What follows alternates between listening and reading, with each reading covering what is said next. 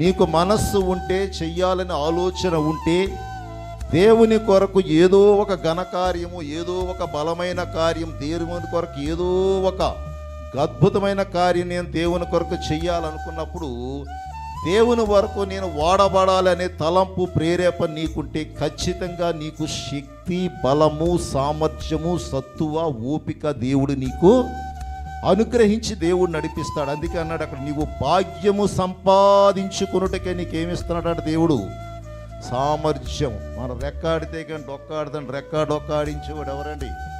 రాత్రి నిద్రపోతా, ఉదయం పనికి వెళ్ళిపోతాను, అంత పాటు ఆడుకొచ్చేస్తాను, ఇంత పాటు ఆడుకొచ్చేస్తాను రాత్రి అనుకుంటా. కానీ తెల్లవారేసరికి నీకు శక్తి కలిగి, శక్తి ఇచ్చి నీ డొక్క చేతులు అవయవాలన్నీ చక్కగా పనిచేయాలంటే ఆ శక్తి ఇవ్వగలిగిన వాడు, సామర్థ్యం ఇవ్వగలిగిన వాడు ఎవరంటే యేసయ్య. అక్కడే రాత్రి ఎన్నో కలలు కనేస్తాం, పొద్దున్న లేచాక వెళ్ళిపోదామని. దేవుని యొక్క సన్నిధిలో కూడా చూసినప్పుడు వద్దిపరిలో ఒక ఆమె అలాగే మరి కోటాలపరిలోనూ తన కుమార్తె ఉందంట.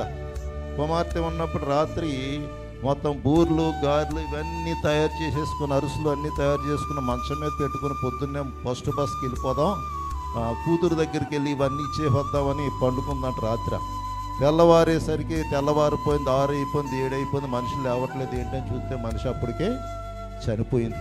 మనం అనుకుంటాం నైట్ పండుకొని పొద్దున్న నేను ఇచ్చేసేస్తాను, అది ఉద్ధరించేస్తానంట. కానీ నీకు ఆ బలము, శక్తి, ఓపిక, సత్తువ, సామర్థ్యం ఇచ్చేది ఎవరో తెలుసా? యేసయ్య ఒక్కడే. నమ్మిన వారు స్తోత్రాలు చెల్లిద్దాం.